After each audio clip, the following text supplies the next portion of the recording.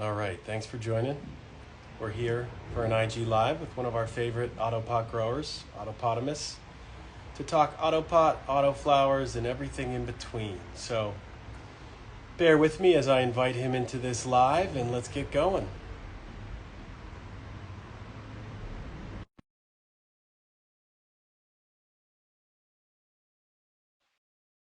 All right, here we go.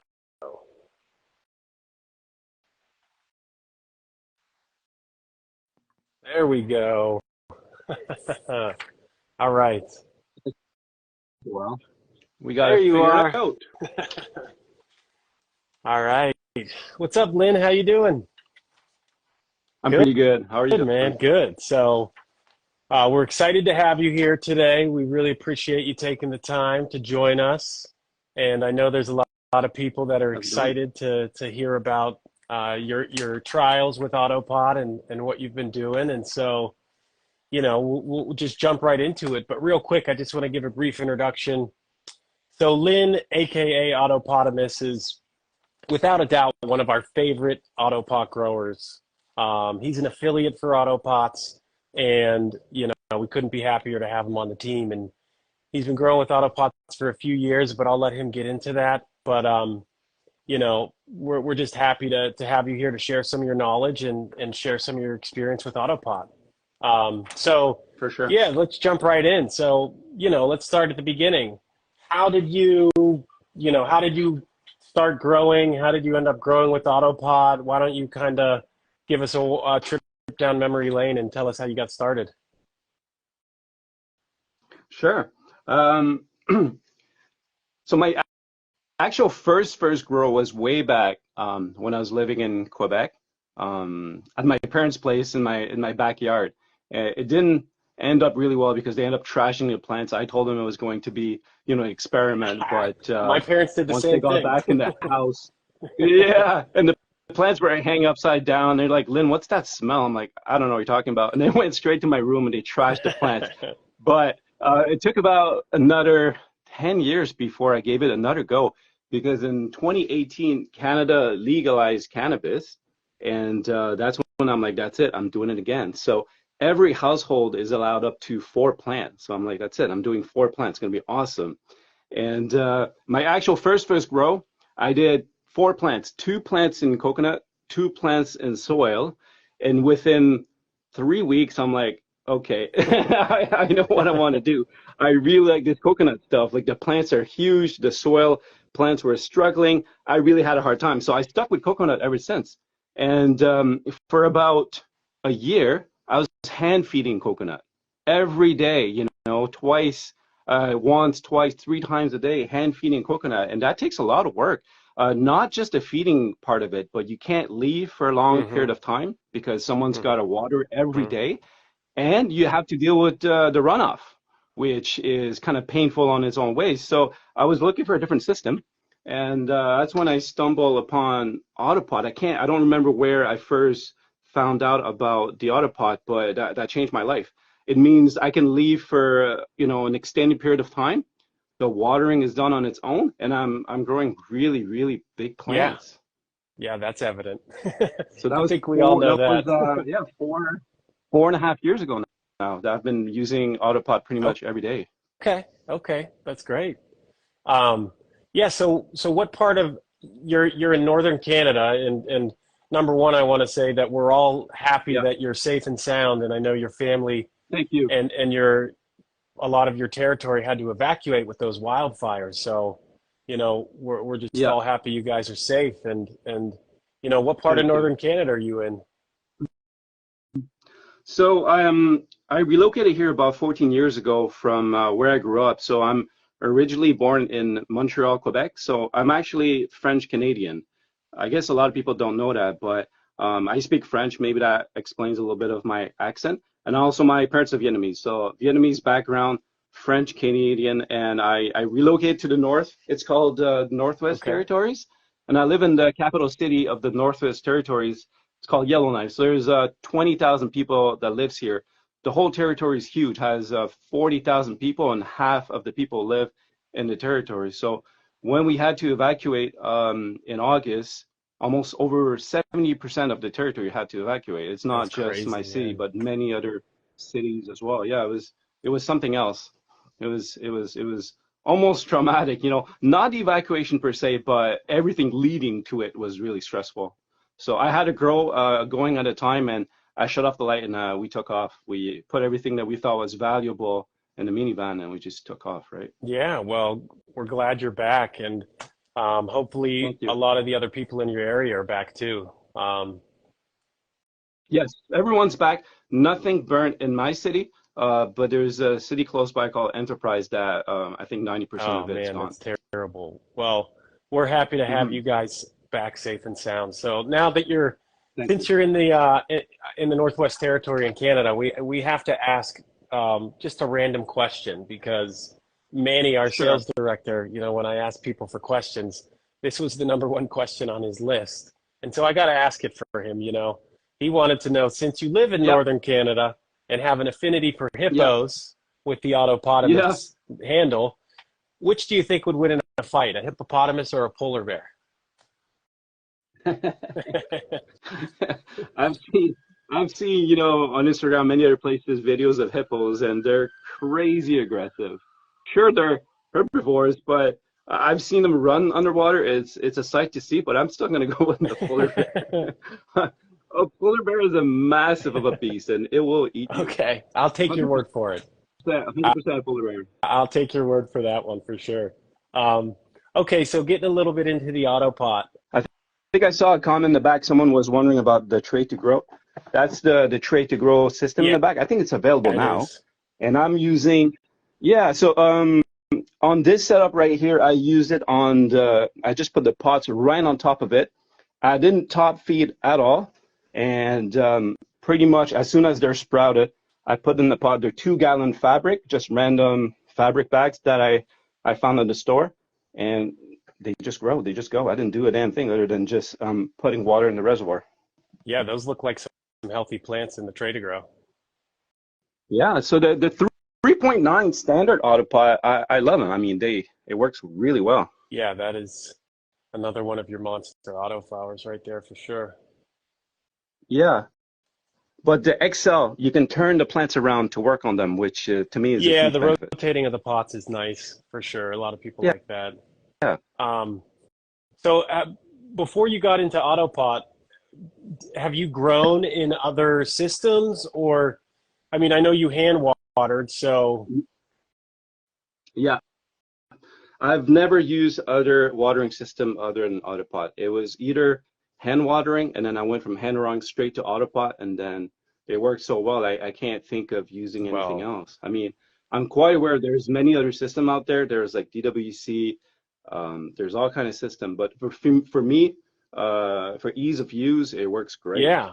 I mean, realistically, I don't do a whole lot out here other than adding nutrient water to my reservoir and pruning the plants, you know? So not having to water is a big deal. Not having to water every day is a huge deal.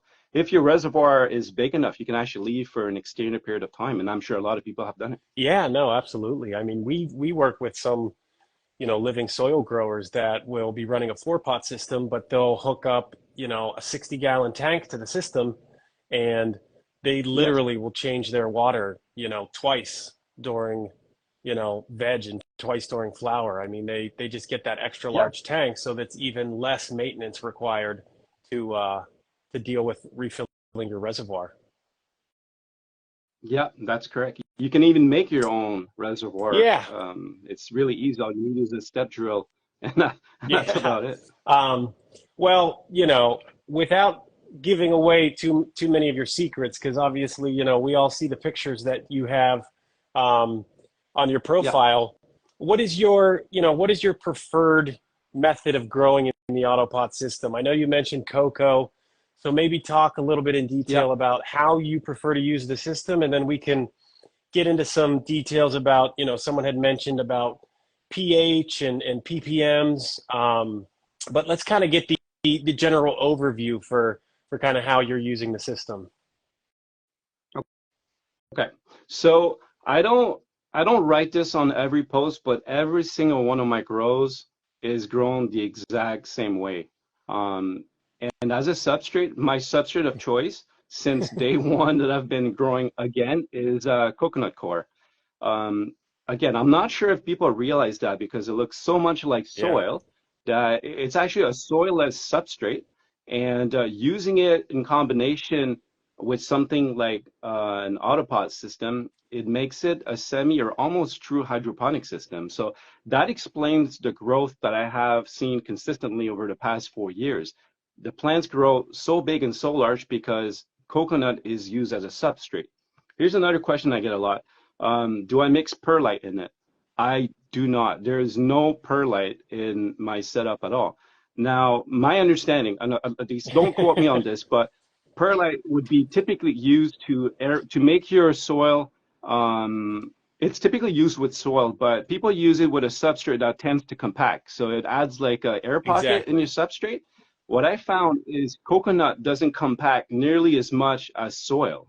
I don't think I need extra aeration because first of all, it stays fairly fluffy and there's a lot of oxygen from the air dome that I use from the bottom. So I don't feel like I need that extra oxygen if you want.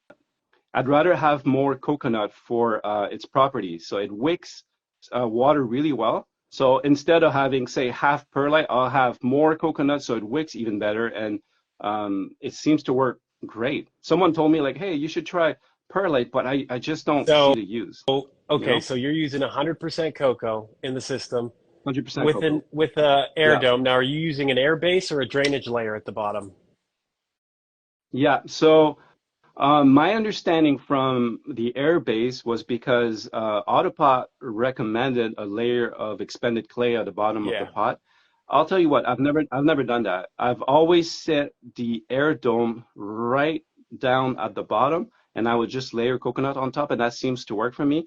People that would try the expanded clay, sometimes they would run into issues of pH drift or pH issues because the clay wasn't clean or something like that, which is why Autopot introduces the airbase. But tell you what, I do have the airbase. I do use them as well, yeah. So I use the air dome, airbase, and then the rest is just coconut. Okay, and what kind of cocoa do you use?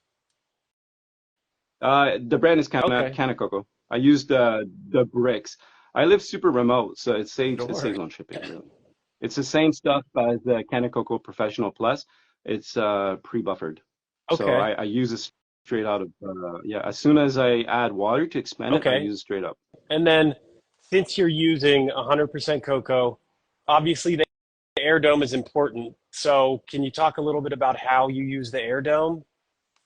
Yeah, yeah. So I use it the same way the Autopot recommends it. So basically, 15 gallon per hour per plant. I've got 4 plants, so I'm trying to push 60 gallon per hour with my air pump, which has 4 outlet. Now my air pump is rated for 143, so I run it halfway Okay. roughly. And do you run it with your light schedule?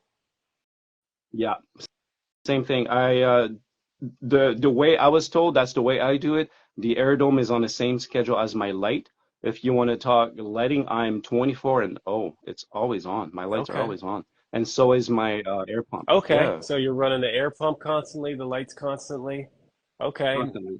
Yeah, I shut them off just so that we have some silence in this room, but typically they're always Okay. on. Everything's always And I saw a question come through there from someone watching asking, what air pump are you running? on. It's called Supreme Plus or something.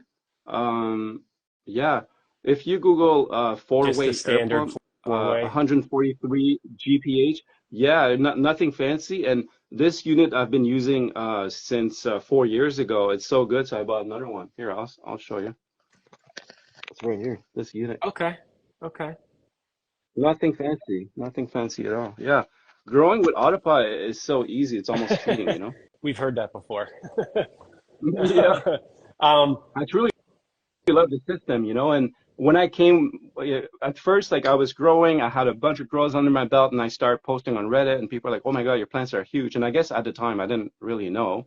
And it was when I went on Instagram, I had to have Autopot in my handle because it's almost, like it's 50% of what I do is based on yeah. that system. Yeah, no, absolutely. Okay, so we understand kind of how you set up the system and use it. I think a question that we get a lot at Autopot is kind of like leading up to turning on the system. So, Yes. when you start growing the autoflowers in your tent, are you putting the seed directly in the pot? Are you starting to plant in another pot? How long are you top feeding for before you turn the system on? Maybe walk through kind of, your process leading up to Okay. turning the system on. I historically I would transplant. So basically, I don't start them in the autopot. I transplant every single one of my plants. I use solo cups or something Sure. similar. Personally, I use like I say solo cup because Americans know what that is, but I use a yogurt container because my family eats a lot of yogurt. We punch holes and stuff, put some cocoa in there. That's where I start them, and typically I would transplant roughly day 10. And the idea is you want enough roots to hold the whole substrate together so when you transplant, it doesn't break on you and then it's going to stunt, right? So you want enough root to hold the substrate to transplant. If you do it too soon, it might break and then the tap root is stressed and you're going to have a stunted plant. That's the main thing. Mm-hmm. Transplanting, I get this a lot. Don't transplant all those. Complete bullshit. You can, but you have to be careful of your transplant. Don't be rough. Don't manhandle the taproot, So day 10 is usually when I found there's enough roots to hold the mass together. And then I would top feed for a couple days. Mm-hmm. I would top feed like twice. And then usually by day 14 or 15, I turn the system on. But this time around, these plants that I got going here, I didn't do that. So it's possible to change stuff a little bit and it's still going to work. It's not written in stone. There's a lot of stuff you can do. You can try different things, Yeah, right? and that's one of the nice things about the system. I mean, we deal with people using the system in so many different ways. I was talking to a Yeah, guy the other week that grows in 100% perlite in the system and sure. sterilizes Yeah. the perlite in between runs. We have people that reuse their soil. There's a commercial facility we work with that uses a rock wool block surrounded by clay pebbles. I mean, there's a bunch Yes, of different ways that you can do it, and that's the nice thing about the system is it's so versatile. There's really a lot of different options for how you want to use it. Um, I agree. and so as you're feeding, what nutrients are you using right now, and kind of what strength, what ppms are you running at? I mean, I tell people this a lot. Autopot is a hydro system. The plant Yeah. metabolic rates in an autopot system are comparable to that of a hydro system. The food is constantly available. It's a constant feeding system, so the plant really can eat as if it was in a hydro system. So, I always tell people to go a little bit lighter on their feed schedule because you don't need to go heavy on your EC because your plant's just going to be constantly feeding. So, what are you Okay. using now, and kind of what are you feeding at? Okay. I'll show what I'm using now. I get this question a lot, but in truth, I've had a lot of sponsors over the years. I've used Mills, works awesome. I've used the Source from Autopot UK, works awesome. But for many, many years, I've used Cana. Yeah. Cana A and B is what I'm using right now. And I'll put a caveat to this. This round, my plants are larger than they typically would be at this stage. The one thing I did differently is I went high dose. I went really, really high, like EC right Okay. off the bat.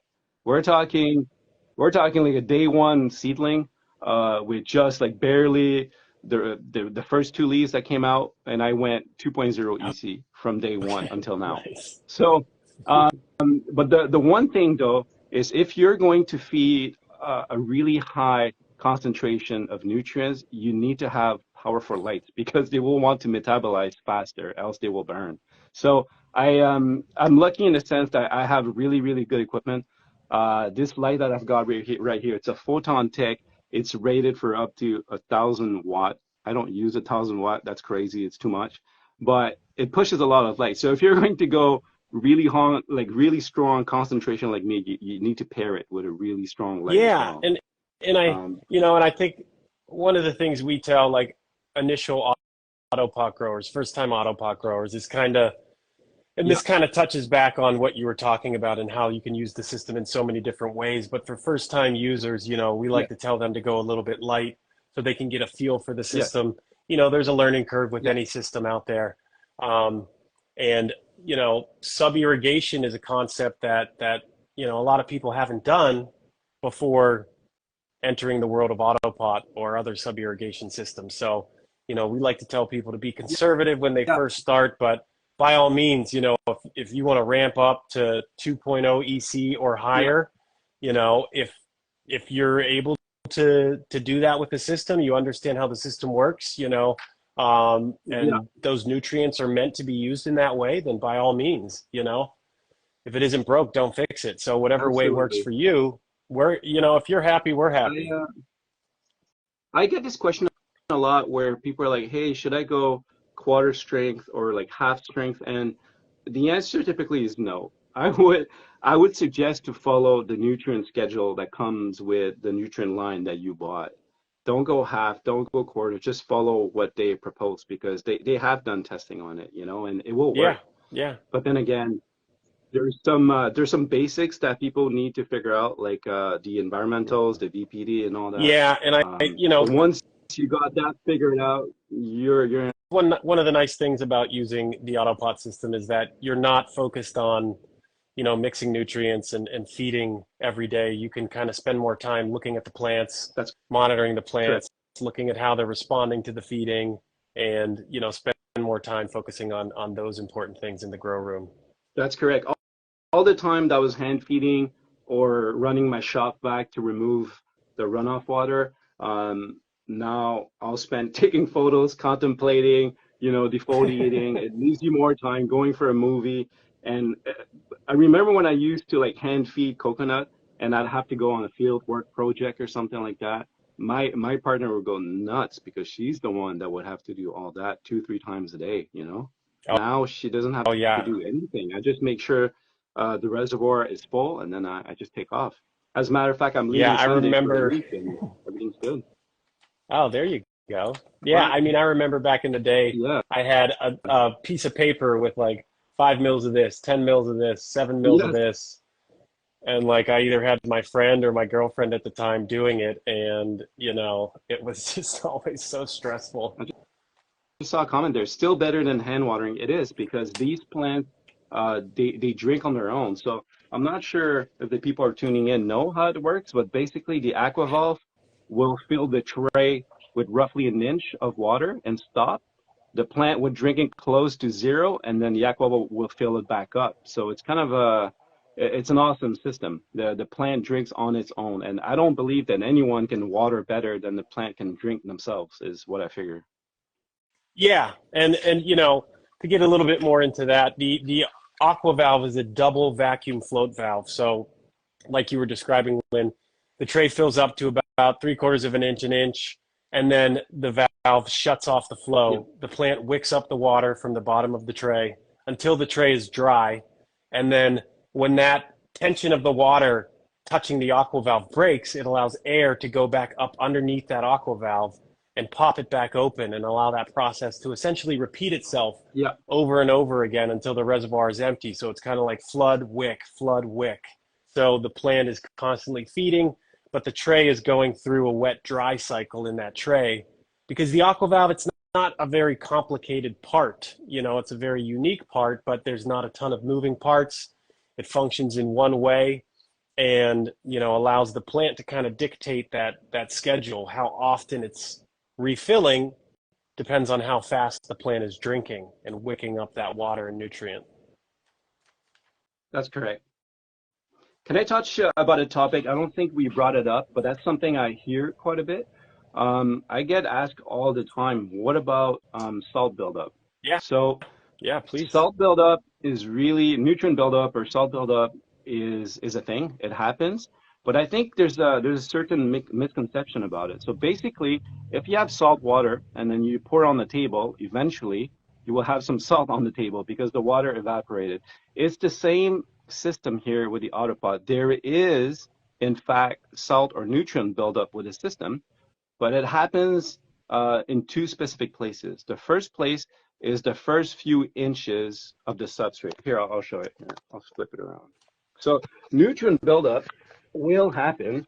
You might see it. It's the white stuff here on top. It's just the salts that have been wicked up from the bottom. And because the substrate is exposed to ambient air, it will leave salt as a residue as it evaporates. Now, there's no salt buildup from there and below. But the top part here, here's my suggestion. I've done this before, so I want you to avoid doing it. I was filling some coconut for some seedlings, and I was running short. So I grabbed this loose coconut here, and then I put it in my container. It burnt the hell out of my plants. Don't ever, ever, ever do that. That's not a great thing. Don't ever do that. I've done it. I've wasted seedlings because I grabbed the top few inches of loose coconut on top. There's not many roots on top anyways. It's just loose cocoa. And the other place where you will see it, if you use a fabric pot, the fabric pot itself will have nutrient buildup because same process. The fabric bag gets moist, and then because of exposure to ambient air will evaporate and leave salt behind. Yeah, you'll see a little bit of salt residue on the side of the pots. 100%. Yes. Yeah, and that's one of the important things when you're using an autopot system and you're feeding nutrients in the reservoir. That's what you just described is why it's important not to top feed after you start using the system, because you'll push those salts back down into the root zone, and that's like via the capillary lift. Those residual salts will move up to that top of the substrate as the grow goes on, and so you kind of flush up in Autopot instead of down and out. And like you just shown, I mean, I've seen pots that have salt flakes on top of the substrate at the end of the grow, especially when they're using a heavy salt line. Running in cocoa, what's your preferred pH to run in a reservoir with cocoa? So I personally aim for 5.8, but realistically, it's a range. I'm happy between 5.6 and 6.0. So if I'm trying to pH down and I get a 5.6 or a 5.7, to me that's okay. I'll just dump it in. So here's another question. People are like, oh, how do you add water to your reservoir? Well, I don't ever change my reservoir. I mix in a 5-gallon pail. I'll pH to 5.8 or as close to 5.8 as I can, and I'll dump it into the res. Because I don't have, I got to grab water from my laundry room with a 5-gallon pail. And I do 5 gallons at a time because, first of all, it's easy for me to calculate because I've done this for many, many years. I just go milliliter per gallon, so I just go times 5. So that in my head, I already know what I need to do. And I don't try to fill the reservoir unless I'm leaving for an extended period of time because I'd rather have fresh nutrients. So if I had 5 gallon, it'll last between 3 to like a week and a half, depending on the life stage of the plant. Okay, so basically what you're saying is when your reservoir's getting low, you're just filling up a 5-gallon bucket and dumping it straight into the reservoir. You're not emptying it in between fills. No, I just monitor my res. I open it, I look where the water is, and as it becomes low, I'll fill a 5-gallon, I'll mix it, dump it in. It's really easy. It takes me, 10 minutes. Or something like that. It's very short. It doesn't take me very long at all. But also, I'm used to it, Yes. So, are you paying attention to the P? Obviously, you have your pH goal in the res, but a question that we get a lot is, well, I set my pH in my res to this, but in the tray it's this. Yes. So, are you monitoring those two things? Are you just because we tell people just to dial in the res and let the system do its thing? That's correct. If you were to monitor the pH in the tray, it would be higher, and that's because of contact with the substrate, and that's normal. It should be 6, 6.1, 6.2, something like that. I don't do that. I don't ever monitor my tray. I don't ever monitor the pH in my reservoir as well, because I know it so well, especially with a nutrient line that I've been using for a while that I know very well. I don't need to check the pH in the reservoir at all. But your miles may vary because it depends on the water quality that you use. My water quality is really, really good. It doesn't drift. But if you have something that's a little bit harder, it may drift on you. So in that sense, I would probably recommend like an RO system or something like that. Yeah, yeah, definitely. That'll help. Um, so you use Canna. You don't notice any pH issues with Canna. Um, No, no, have you had to monitor your pH in the reservoir with other nutrient lines, or is it just no. kind of, pretty I've used similar with all of I've them? used no, they're super stable. The main thing that you need to pay attention is your source water, your tap water or whatever you use. Yeah, Not all tap water is made equal, and that's just a fact, you know. yeah, Um, that's the truth. I've used mills for 2 runs. It was great. I didn't have to monitor anything. Same with the source fertilizer. Yeah. Okay, okay. Um, what plants do you have in there right now? What genetics are you growing? I've got night owl. Uh, Shout out to Daz. Yeah, shout out, Des. I got Also an Autopot grower. yeah, I got gnome automatics. Shout out to Dan, and some speed run. Shout out to Ben. Yeah, they're all great folks. I honestly, there's many seeds out there. I try to support the breeders. I'm all for the Yeah, breeders. I'm all for the people actually breeding and doing the work. So many other companies, you don't really know who's the brainchild, who's thinking, what their vision is. You know nothing about those. Yeah, so speedrun, gnome, and night owl is what I got going on right now. yeah. We actually sent Ben a system, an Excel Oh, system. oh, right on. Yeah, a couple weeks ago, Yeah. to see what he can do with it with the autoflowers he's breeding.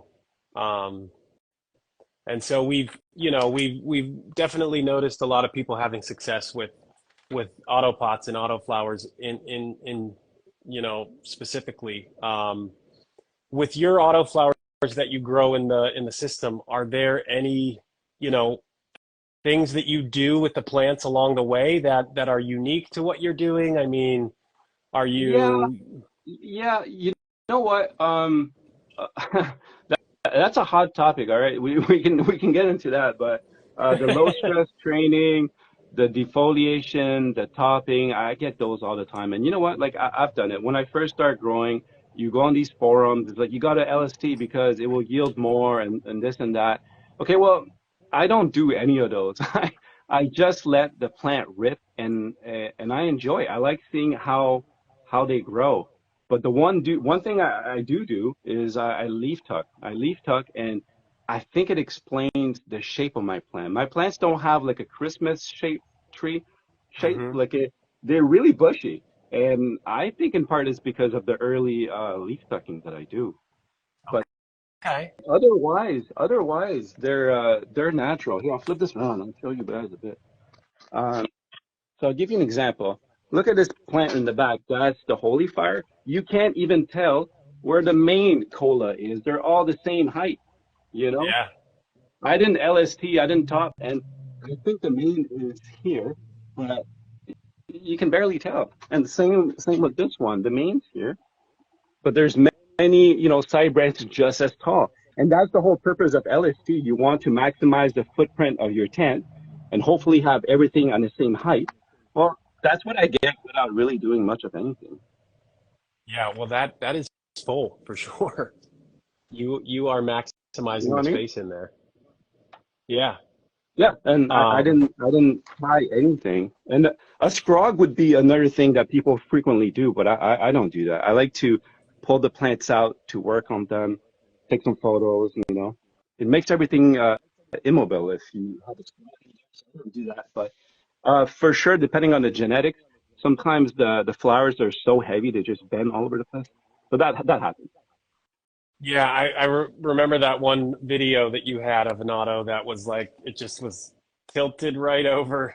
I don't know Yeah. which genetic that was, but it was massive and fell I think over in the pot. Vacation Bubba by Night Owl was completely ridiculous.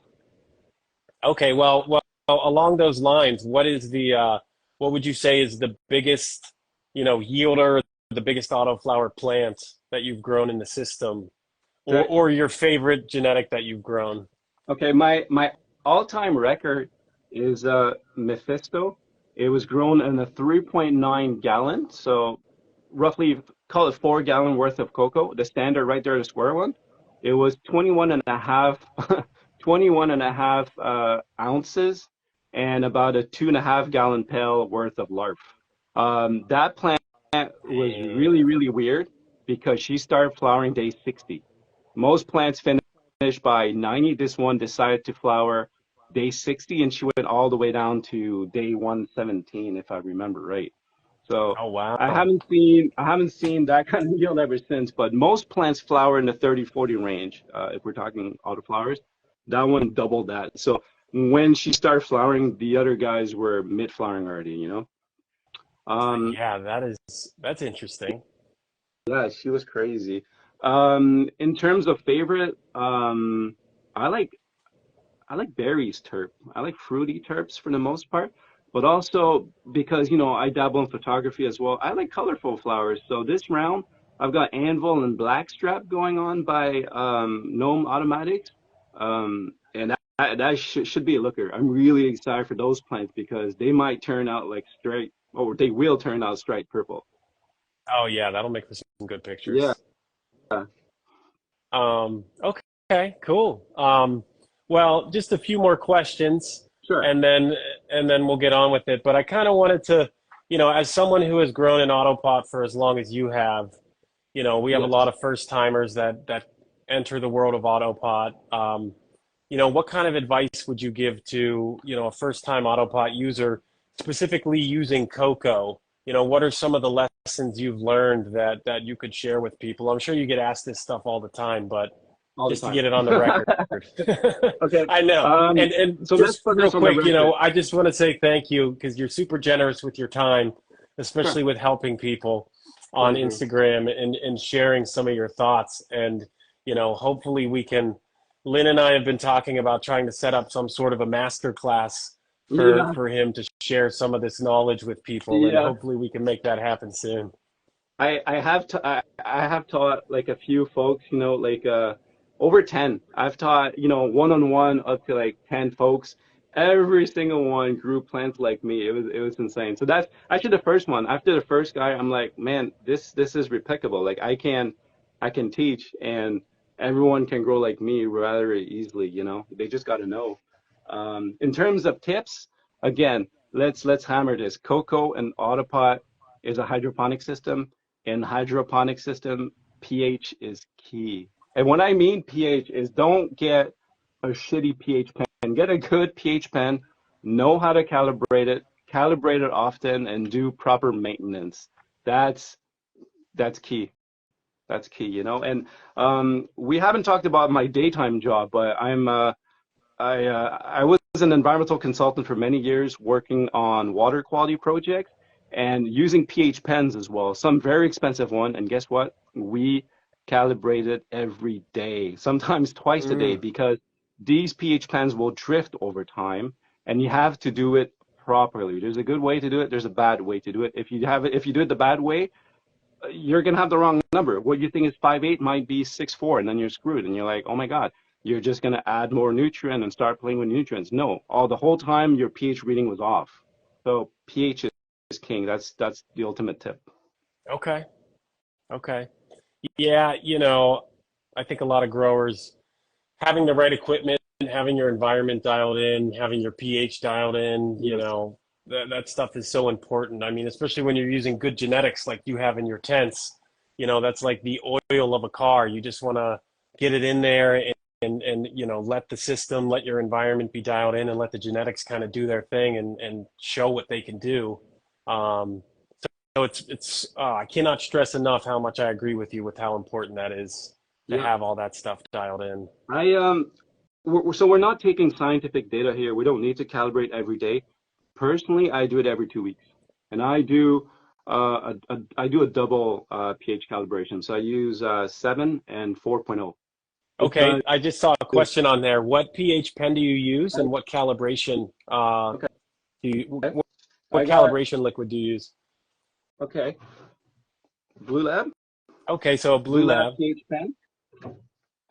Here's my 7.0, expired, but it's still good. This is from my previous work. You know, they have expired stuff for scientific data. It's not Nice. good, but for our use in the garden, that's fine. Sure, sure. And I got a Blue Lab pH 4. I don't do triple point. I don't do the 10, just 7 and 4 because I'm aiming for right in the middle for 5.8. Okay. So that's sufficient. And I would suggest every 2 weeks. It's Every good two enough. weeks. Yeah. Well, Okay. that's what I do. Some people who can do weekly, that's totally fine. That's totally cool. And this is my EC pen. It's the Blue Lab Truncheon. Is that how you pronounce it? I don't know. It's mostly Yeah. you steer it and then it'll light up, you know? So right Um, now I'm at 2.1, if I remember right. Yeah. okay. Do you have, since you have the water quality background and everything like that, do you have any calibration tips for the people that are Yeah. watching? I saw a question come through there. Yeah. Here's my main tip. If you do a double point calibration and say you always start with a 7, so dip in the 7. Here's the main tip. Don't go from 7 straight to the 4. Don't ever do that, because what you just did is you cross-contaminated your 4 with the remnants of the 7 on the probe. So you're going to want to use tap water, rinse the probe with tap water, dab it dry, and then put in the 4. Mm. Seems simple enough, but one of Simple those things that I'm enough. sure people, it's like you get in the groove of doing something in your tent or in your room, and that's a common mistake that I've seen people make. Yeah. But nevertheless, a good tip for sure. Um, okay, before I ask you your final question, because I don't want to take up too much of your time, we can do this again. I mean, we've had a lot of people here with some great questions, a lot of good comments. Um, But before I get to the final question, I just want to remind everyone that we are doing a giveaway now during this. Oh, So we're going to be giving away one of our 10-liter CO2 buckets. And I believe you're using one, Lynn, in your tent. So we're giving away one of those. We're giving away an easy-to-go kit. And then we're nice. also giving away an AutoPot sticker pack. So how we'll determine who we select as the winners. I hope people were paying attention when I asked that question earlier, which was who you thought would win in a fight, a hippopotamus or a polar bear, because the first three people to comment on this live which animal you said would win will be the winners of the giveaway. And so the first person to comment with the correct answer will win a 10-liter CO2 kit. The second person will win an easy-to-go kit, and the third person will win a sticker pack. And I see some correct answers coming through already. So I actually have Patrick, who's at project_grows on Instagram. He grows for Autopot and does our YouTube videos. So he's monitoring the comments. So we'll find the first three that commented, and he'll text me. And then after the live ends, we'll reach out to the first three people and make sure we get you your prizes. And I know that there's been a lot of correct answers. I see a lot of, well, it's too late now. So I see a lot of polar bears coming through, which is the correct answer. So we'll make sure we get those people set up with some of the gear that Lynn is using in his tent right now. Yeah. So the final question I wanted to ask you, as someone who's been growing with Autopot for as long as you have, Yeah. we try and come out with innovative products, and our next IG Live, actually next month, will be featuring Jason from the No, UK, who is sweet. actually, and I know you've talked with him, Lynn. Yeah. He's a big fan of yours. Oh, he's a good fella. He's the managing director of Autopot Global. He's the one that created the Aqua Valve and created the Autopot company. And so we're going to do an IG Live with him from the Autopot R&D facility in the UK. That's And he's awesome. going to walk through some of the products he's testing, some of the interesting plants he has growing. Yeah. And so that should be really interesting to anybody who's a fan of Autopot. But along those lines, as someone who's been growing with the system for a while, are there any, new products or innovations that you would like to see coming out from Autopot? You know, what is one product or an add-on or an accessory to a system that maybe you would want to see us manufacture? I think I'd like some customization, different colors of plastic pots and all kind of sizes for whoever wants. That's mainly it. I think like different colors so you can make it your own, you know? Because right now they're just black. I know there's a white available, but Yeah. and wouldn't it be cool if you could have like turquoise and stuff like that? It's a great spot for stickers, by the way. I don't know if you figured it out, but let's go Yeah, nice no, stickers, you know? No I like. automatic. So I got your Autopot stickers too. They're great, but different colors would be super badass, you know? I'd be Yeah, into I mean, that. I have to give a shout out to Daz. He does have like his the Night Owl sticker variety is unlike anything I've ever seen before. I mean, if you've Oh, ever he's gotten a Night Owl such a good sticker friend. pack, Yeah, you he's know. gonna send you like 30 unique stickers, and they're always really great Everywhere. around I Halloween got too. so many. Oh yeah, you got them all. I love to see that. But that's it. Otherwise, the system works as it is. I can't think of anything else, to be honest, other than just customization. Make it your own. Okay, and then finally, just to add on, what's your favorite thing about using the system? What is the one benefit that you get from it as far as like being a grower who's doing what you're doing, who's working a day job, Yeah. who is, doing all that stuff? What is the best part about the system for you? Yield. I'm big on yield. You know, I keep track of how much every single one of my plants yield. I have like a spreadsheet going on, and the yield is insane, and the ease of use. It's so easy. Yeah. It's too easy. Like I said, I really feel like it's cheating for the most part. I don't take much credit other than what a great system. I mean, there's we've seen a lot of people grow with autopots over the years, and there's something to Yeah, be said about getting into a process and into a rhythm and dialing it in to the degree that you have.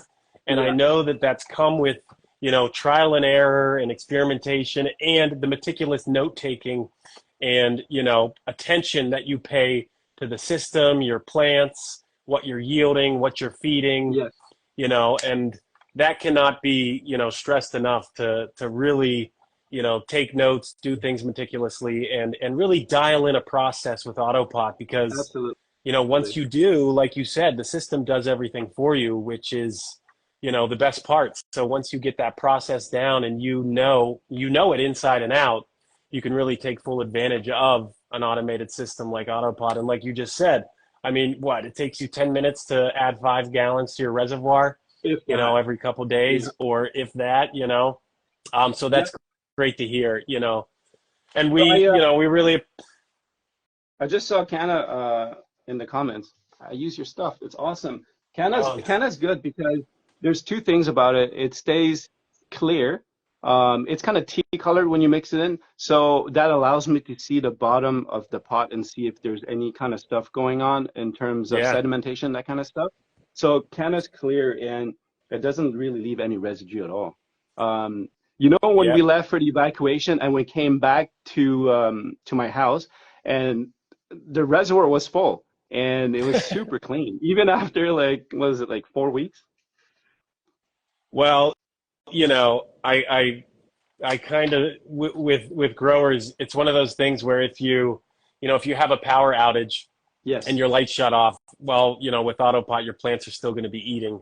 Obviously, the lights will interact with that, and that obviously won't go on. But Yes. since it's a gravity powered, power free system, um, if you have an issue with your lights going off, your plants are still going to get fed. And one of the tips that I often tell people is when you're trying a new nutrient line in the system, one Yes. thing you can do, and I don't know if you've ever done this, is mix up a test batch in a bucket like you were talking about and let it sit for a few days. See if it precipitates out of the solution. See if you notice anything on the bottom of the bucket and kind of get a Yeah. feel for the nutrients you're using in a standing reservoir.